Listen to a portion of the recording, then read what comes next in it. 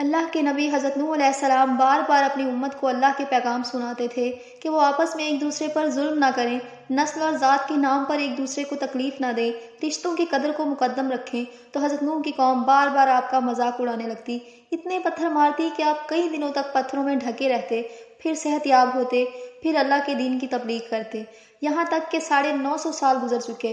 بالآخر اللہ کے نبی نے ہاتھوں کو بلند کیا اور اللہ کے دربار میں دعا کی کہ اے اللہ، یہ میری امت کبھی ہدایت نہیں پائے گی۔ اے پروردگار، یہ تیرے عذاب کا مذاق اڑاتے ہیں، انہیں دکھا کہ تو کیا طاقت رکھتا ہے۔ تو اللہ کا حکم ہوا کہ اے نوح، ایک کشتی تیار کرو اور اس میں پورے جہان کے انسانوں اور چرند پرند کو شامل کرو جو تم پر ایمان لے آئے۔ تو اللہ کے نبی نے درخت اگائے اور کشتی بنانے لگ گئے۔ پوری قوم ہنستی رہی، لیکن حضرت نوح علیہ السلام اپنے کام میں مصروف رہے۔ تقریباً 100 سال کے بعد وہ کشتی تیار ہو گئی۔ جب حضرت نوح علیہ السلام چرند پرند کو اس کشتی میں سوار کر رہے تھے تو سانپ اور بچھو آپ کی خدمت میں حاضر ہوئے اور کہنے لگے کہ اے اللہ کے نبی، اس نجات کی کشتی میں ہمیں بھی سوار کرو۔ اللہ کے نبی نے فرمایا کہ تم تو انسانوں کو تکلیف دیتے ہو، ان کو کاٹتے ہو۔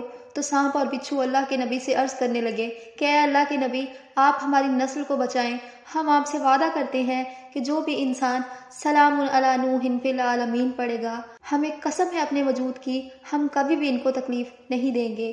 اس کے بعد حضرت نوح علیہ السلام نے سانپ اور بچھو کو بھی کشتی میں سوار کر لیا۔ اس نجات کی کشتی میں جو انسان سوار ہوئے، جو مخلوقات سوار ہوئی، سوائے ان کے سب اللہ کے عذاب کے سبب ختم ہو گئے۔ طوفان تھمنے کے بعد حضرت نوح علیہ السلام نے زمین کو دوبارہ سے آباد کیا۔